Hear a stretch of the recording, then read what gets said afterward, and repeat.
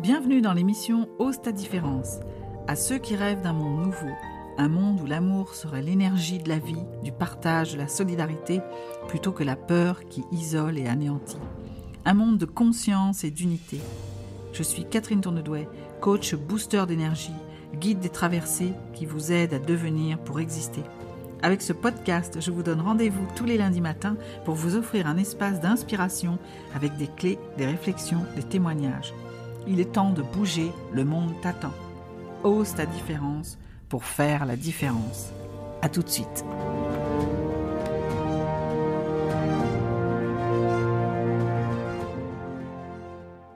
Bienvenue dans le conte du lundi. Dans l'épisode 12, je vous expliquais comment les relations pouvaient vous aider à devenir qui vous êtes.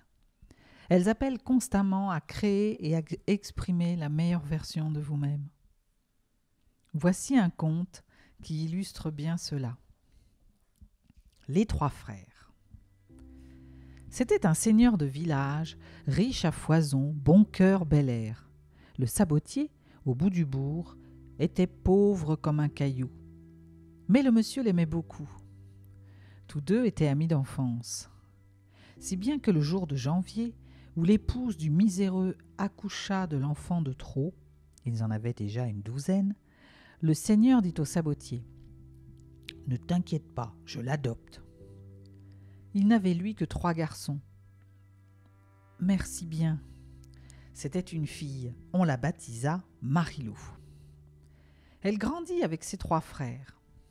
Quand leur vint du poil au menton, un soir de giboulée d'avril, devant le feu du grand salon, le vieux père dit à ses fils : « Vous aimez notre Marilou ? » « Évidemment, quelle question !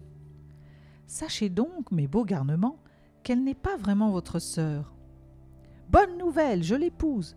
Moi aussi, non, c'est moi, l'aîné. » Fiévreux, impatients, intenables, émerveillés, parlant ensemble, ils assaillirent le fauteuil où leur père rougeaud, rieur, tentait de les tenir au large. « Oh là, du calme, les enfants. Avant que votre cœur explose, puisque la mèche est allumée, voici ce que je vous propose. Allez tous les 3 à Paris, cherchez et trouvez le cadeau que vous jugerez digne d'elle, et revenez chez nous avec. C'est Marilou qui choisira. » Les voilà aussitôt partis à la ville aux 1000 boutiques. Sous le portail de Notre-Dame. « Séparons-nous là, dit l'aîné. À chacun ses rues et sa chance. Rendez-vous ici dans 3 jours. » 3e matin, midi juste. Chacun s'en vient sur le parvis. « À moi, Marilou, dit l'aîné. Je crois que le sort me désigne. J'ai rencontré la nuit dernière sous un lampion un vieux cocher qui n'avait plus qu'1 heure à vivre. Il m'a dit : « Sois le bienvenu, j'allais mourir sans héritier. Tu crois ma voiture banale, mais elle cache son jeu, fiston. Elle est magique, et pas qu'un peu. Tu montes dedans, tu dis oust, et elle te porte en un clin d'œil. Où tu désires te trouver. Elle est à toi. Adieu, bon vent. » « Pas mal, dit le 2e. Mais écoute un peu ma chanson. Moi, hier soir, dans une rue noire, j'ai trébuché sur un voleur qui venait de cambrioler le grenier d'un maître astrologue. Il m'a grogné. « Tu tombes bien, un télescope pour 3 sous presque neuf, tu fais une affaire. » Je l'ai acheté, le voici. Chance pour moi, mes bons amis, sa valeur est inestimable. Il permet de voir d'ici bas jusqu'à la plus lointaine étoile. Ainsi j'aperçois à l'instant le visage de Marilou. Elle regarde par la fenêtre, elle soupire, elle rêve de moi peut-être. Et toi, frérot, qu'as-tu trouvé ? Moi ? 3 pommes, dit le cadet. J'ai rencontré hier une vieille. Ses fils l'avaient abandonnée. Elle en était mélancolique. Je lui ai tenu compagnie. Ce matin, quand je l'ai quittée, elle les a fourrés dans ma poche. Elle m'a dit : « Ne les mange pas, garde-les pour l'heure fatale. Elles guérissent tous les poisons. Même un pied dans la nuit des morts, elles ramènent qui mord dedans à la lumière des vivants. » Ils s'en allèrent visiter le nez au vent la capitale. Enfin, comme le soir tombait, fourbu, content.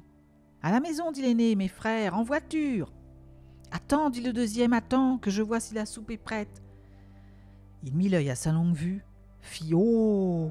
Ah !» Puis « Catastrophe ! Père et mère sont dans leur lit, Marilou est couchée par terre, ils agonisent, ils vont mourir. » L'aîné dit « Oust à sa voiture !» Les voici sitôt rendus. Le cadet fonce dans la chambre, une pomme pour Marilou, les 2 autres pour ses parents. Les voilà sauvés. On respire, on s'embrasse et l'on va dîner. Au dessert. « À qui, Marilou ?» L'aîné désigne sa voiture. Elle est là, au pied du perron. Le deuxième sort de son sac sa longue vue, bien astiquée. Et le cadet tend ses mains nues. Marilou les prend et les baise. « Au meilleur des hommes, dit-elle, à celui qui a tout donné sans rien garder pour son salut. Pas d'objection ? » Chacun se tait, le conteur aussi. Bonne nuit.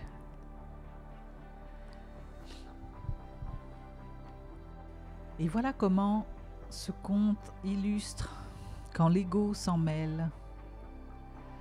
Au pays de l'ego, dans ce monde où l'ego souhaite prendre les commandes pour gagner en responsabilité, pour mettre en avant le matériel et se pavaner, comment il est bon de laisser la place, lui laisser la bonne place pour renforcer son humilité, tendre les mains pour accueillir le meilleur. Et je vous laisse avec cette réflexion. Qu'avez-vous envie de donner de vous pour recevoir le meilleur ? J'espère que ce conte vous aura inspiré. Si c'est le cas, partagez-le, peut-être à quelqu'un en manque d'amour. Je vous souhaite une bonne semaine et vous dis à lundi prochain.